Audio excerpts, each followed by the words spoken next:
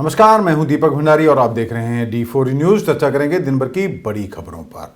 Punjab vigilance की ओर से बहुचर्चित घोटाले, टेंडर घोटाले में 2 फूड एंड सप्लाई विभाग के अधिकारियों को गिरफ्तार कर लिया गया है। आपको यह बता दें कि ये दोनों ही उस समय लुधियाना में तैनात थे जब ये टेंडर घोटाला हुआ था।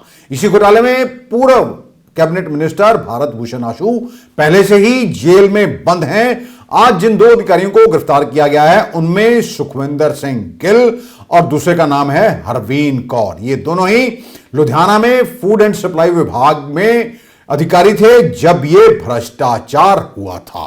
विजिलेंस ब्यूरो ने इसके अलावा R.K. सिंगला जो कि डिप्टी डायरेक्टर रह चुके हैं फूड एंड सप्लाई विभाग के, उसके अलावा पंकज कुमार उर्फ मीनू मल्होत्रा और इंद्रजीत सिंह उर्फ इंदी, दोनों ही फूड एंड सप्लाई विभाग के पूर्व मंत्री भारत भूषण आशु के करीबी थे। इन्हें भगोड़ा करार देने की अदालती कार्रवाई शुरू कर दी है। आपको बता दें कि 2000 करोड़ रुपए का यह टेंडर घोटाला हुआ था। जिन ठेकेदारों को टेंडर नहीं मिले थे उन्होंने ही यह घोटाला उजागर किया था। हालांकि इस विभाग के ही शिव खन्ना की ओर से यह कहा गया था यह मात्र 2000 करोड़ का घोटाला नहीं बल्कि यह 30,000 करोड़ से भी अधिक का घोटाला है। विजिलेंस की ओर से ठेकेदार तेलीराम जगरूप सिंह, संदीप भाटिया और गुरदास राम एंड कंपनी के मालिकों, भाइयों और इन सहित फूड और सप्लाई विभाग के अधिकारियों और इनके अलावा अलग अलग अनाज मंडियों में लेबर और ढुलाई के टेंडर अलाट करने के लिए संबंधित खरीद एजेंसियों के संबंधित अधिकारियों के खिलाफ 16 अगस्त को एक FIR दर्ज की थी। उसके बाद ये परतें खुलती गई और पता चला किस तरह यह घोटाला होता रहा। जो अनाज मंडियों में खरीद कर रखा जाता है और उस अनाज को ट्रकों में लाद कर बाद में गोदामों तक पहुंचाया जाता है, लेकिन वह जिन वाहनों का इस्तेमाल किया गया उस अनाज को गोदामों तक पहुंचाने में वह स्कूटर और मोटरसाइकिल के नंबर थे। इस मुकदमे में जो आरोपी हैं तेलीराम, वो पूर्व मंत्री रह चुके भारत भूषण आशु, कृष्णलाल धोतीवाला और अनिल जैन, ये गिरफ्तार किए जा चुके हैं और ये न्यायिक हिरासत में हैं। इसके अलावा और भी कई लोगों पर दबिश दी गई थी। विजिलेंस की ओर से यह साफ किया गया है कि मामले में जो भी आरोपी होंगे उन्हें छोड़ा नहीं जाएगा। इसमें मुख्य भूमिका निभाई थी जो R.K. सिंगला हैं, डिप्टी डायरेक्टर। अब क्योंकि उनके पास दोहरी नागरिकता थी और वह कनाडा के भी नागरिक हैं और वह कनाडा भाग चुके हैं, उन्हें वापस लाने की प्रक्रिया शुरू कर दी गई है और अब उन्हें भगोड़ा घोषित करवाने की भी प्रक्रिया शुरू कर दी गई है।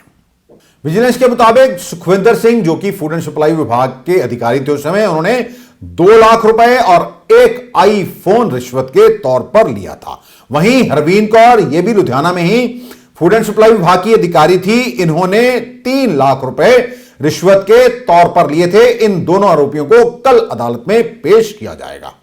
लुधियाना में खन्ना शहर के मोहनपुरा में स्थित एक निजी स्कूल की ओर से एक ऐसा फरमान जारी कर दिया गया जिस पर सरकार ने कड़ा संज्ञान लिया। यह स्कूल है ग्रीन ग्रोव पब्लिक स्कूल। यहां पर वार्षिक समारोह था और दादा दादी की एंट्री बैन कर दी गई। इन्होंने समारोह में शामिल होने के लिए जो कार्ड छपवाए थे वह उन कार्डों पर केवल माता पिता को ही बुलाया गया था और खास तौर पर इसमें लिख भेजा था कि इस समारोह में दादा दादी की एंट्री नहीं होगी। सरकार ने इसे बुजुर्गों के प्रति अनादर माना है। इसी को लेकर कैबिनेट मिनिस्टर हरजोत बैंस ने इस मामले में स्कूली शिक्षा विभाग के अधिकारियों को हिदायत दी है कि इस पर सख्त कार्रवाई की जाए ताकि भविष्य में कोई भी स्कूल ऐसी हरकत ना कर सके।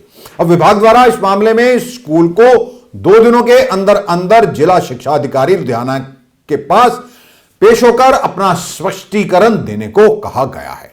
श्रोमणी गुरुद्वारा प्रबंधक कमेटी के प्रधान एडवोकेट हरजिंदर सिंह धामी ने कहा कि 1 दिसंबर से बंदी सिंहों की रिहाई को लेकर एक मुहिम चलाई जाएगी। इसी के तहत बंदी सिंहों के केसों और उन्हें हुई सजाओं के बारे में लोगों को जागरूक किया जाएगा और उनसे परफॉर्मे भी भरवाए जाएंगे। उन्होंने कहा कि इस लहर को देशव्यापी बनाने के लिए पंजाब के साथ साथ श्रोमणी गुरुद्वारा प्रबंधक कमेटी के सिख मिशन और गुरुद्वारा कमेटियों के साथ साथ अलग राज्यों में इसे पहुंचाया जाएगा और इसे एक जन लहर बनाया जाएगा।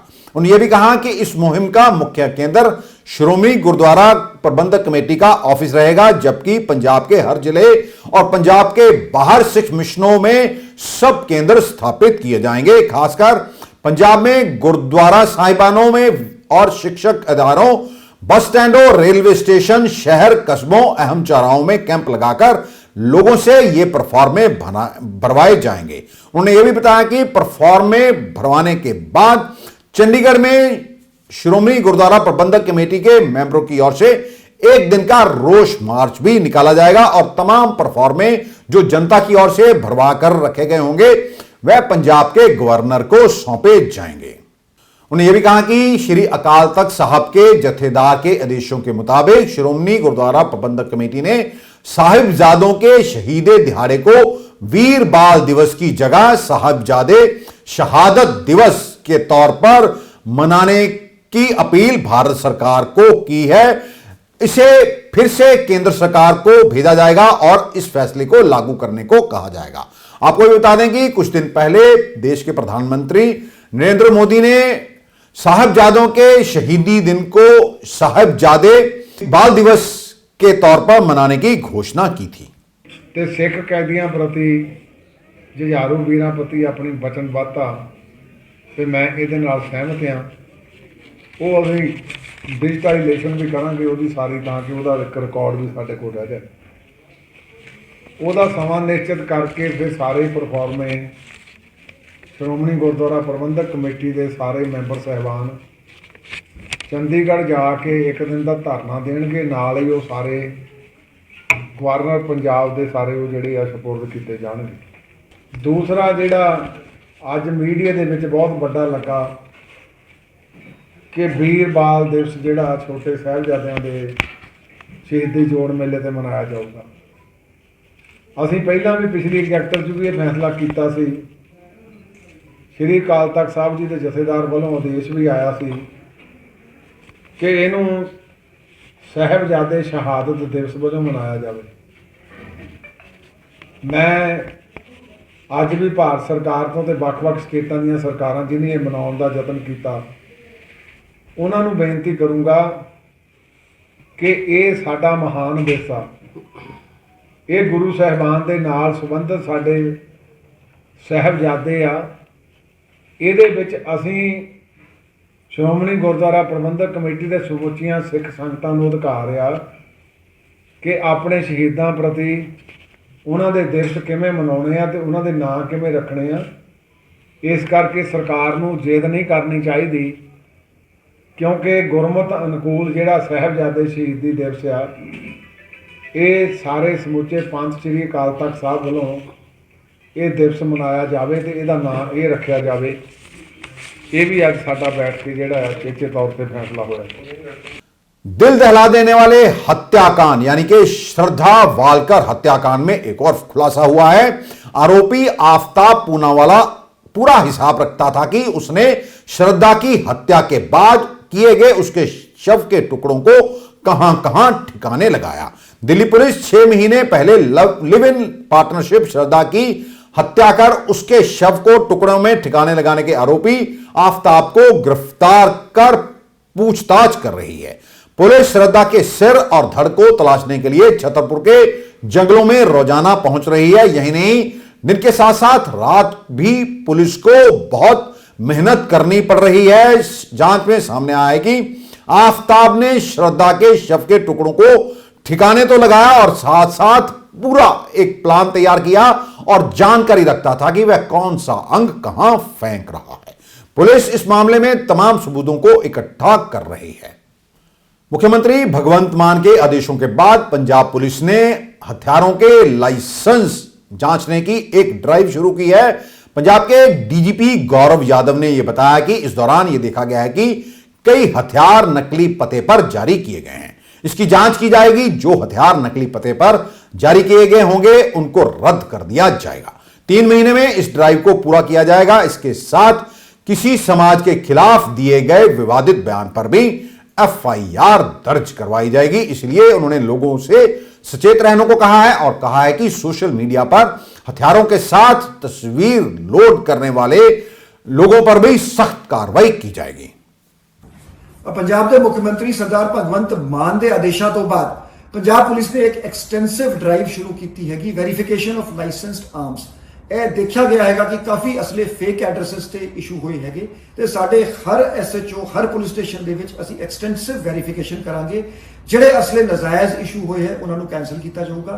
यह 3 महीने के इस ड्राइव को मुकम्मल किया जाएगा, कंप्लीट किया जाएगा। इस दे नाल ही नाल हेट स्पीचा के जिथे भी किते हेट क्राइम किसी कम्यूनिटी के खिलाफ कोई गल कही गई है FIR दर्ज की जाएगी, सख्त लीगल एक्शन लिया जाऊगा।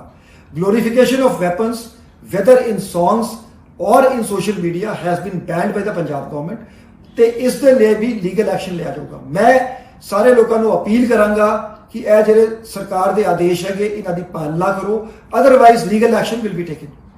पंजाब पंचायती राज मंत्री कुलदीप सिंह धालीवाल ने अपने विभाग के अधिकारियों को आदेश दिए हैं कि गांवों में विकास के लक्ष्य को समयबद्ध तरीके से पूरा किया जाए। उन्होंने यह भी कहा गांवों में छप्पड़ों की सफाई और लोगों को साफ पीने वाला पानी पहल के आधार पर मुहैया करवाया जाए। अधिकारियों को उन्होंने यह भी चेतावनी दी है कि निर्धारित लक्ष्य पूरे न करने और स्कीमों की ग्रांट के पैसे का पूरा सही इस्तेमाल न करने वालों की जवाबदेही भी तय की जाएगी और लापरवाह अधिकारियों और कर्मचारियों के खिलाफ कार्रवाई भी की जाएगी। मंत्री ने यह भी कहा कि मुख्यमंत्री भगवंत मान ने शामलात की जमीनों से नाजायज कब्जे छुड़वाने के साथ साथ ऐसी जमीनों की शिनाख्त करने की मुहिम शुरू करने को कहा था जो पंचायतों की मालकियत थी, परंतु ये मुख्य तौर पर जंगल, चारगाहों, दरियाओं के रूप में लावारिस पड़ी हुई थी। अब तक पंचायती विभाग ने राजस्व के मुताबिक विभाग के रिकॉर्ड के साथ मिलान किया और कुल 1,28,000 एकड़ ऐसी पंचायती जमीनों की शिनाख्त की है जिसमें 42,000 एकड़ कृषि भूमि कृषि के योग्य है। इन जमीनों की शिनाख्त के लिए कुल 154 ब्लॉक बनाए गए थे जिसमें से 150 ब्लॉकों का काम पूरा हो चुका है। कुलदीप धालीवाल ने इन जमीनों का कब्जा लेने के लिए प्रक्रिया शुरू करने के भी आदेश जारी कर दिए हैं। पंजाब विधानसभा में विपक्ष के नेता प्रताप सिंह बाजवा ने मुख्यमंत्री भगवंत मान पर गंभीर आरोप लगाए और कहा कि भगवंत मान हरियाणा सरकार की मदद कर रहे हैं। बाजवा ने कहा कि हमारे पास किसी को देने के लिए एक बूंद पानी नहीं, हम ना किसी को पानी देंगे और ना ही किसी को पंजाब की जमीन देंगे। आपको बता देंगे जमीन को लेकर टिप्पणी उन्होंने इसलिए की थी क्योंकि एक दिन पहले हरियाणा के स्पीकर की ओर से पंजाब के गवर्नर बनवारी लाल पुरोहित से मुलाकात कर हरियाणा विधानसभा के लिए अलग जमीन 10 एकड़ देने की मांग की गई थी। इसका खासा विरोध किया जा रहा है। पंजाब में एक किडनैपिंग और यौन उत्पीड़न की एक हैरान करने वाली घटना सामने आई है। मीडिया रिपोर्ट्स के मुताबिक जालंधर की एक लेदर फैक्ट्री में काम करने वाले व्यक्ति ने यह दावा किया है कि कार सवार 4 लड़कियों ने उसका अपहरण कर लिया, फिर शराब पिलाकर उसके साथ रेप किया। उसने दावा किया है कि लड़कियों ने उसे कार में हाथ बांधकर बिठाया और आंखों पर पट्टी भी बांधी। हालांकि पीड़ित व्यक्ति ने पुलिस में इसकी कोई शिकायत दर्ज नहीं कराई है। यह व्यक्ति कह रहा है कि वह जालंधर के कपूरथला रोड में एक लेदर फैक्ट्री में काम करता है। वह घर जा रहा था। इस दौरान उसके पास एक सफेद रंग की कार आकर रुकती है जिसमें 4 लड़कियां सवार थी। इनमें से एक लड़की ने पर्ची निकालकर उसे पूछा कि ये पता कहां है। जब वह पता बताने लगा तो उसकी आंखों में कुछ डाल दिया गया जिससे उसे दिखना बंद हो गया और वह बेहोश हो गया। फिर लड़कियों ने उसे जबरदस्ती कार में बिठाया और उसकी आंखों पर पट्टी बांधकर उसे किसी अज्ञात स्थान पर ले गए। युवक के मुताबिक चारों लड़कियों ने शराब पी हुई थी। वह उसे किसी अज्ञात जगह पर ले गई। वहां उन्होंने उसे भी जबरन शराब पिलाई।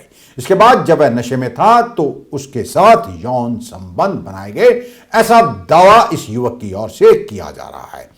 उसकी आंखों पर पट्टी बंधी थी और हाथ भी बंधे हुए थे और इसके बाद उसे लेदर कॉम्प्लेक्स के बाहर ही ये लड़कियां छोड़कर चली गई।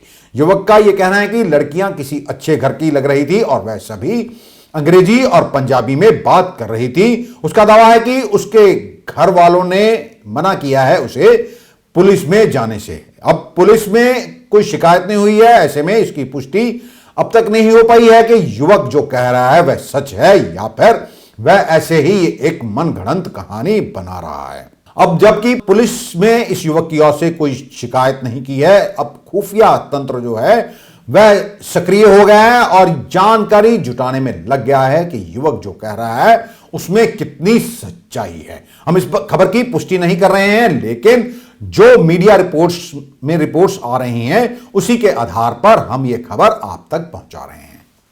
आज के लिए बस इतना ही। कल आपके समक्ष फिर हाजिर होंगे, तब तक के लिए नमस्कार।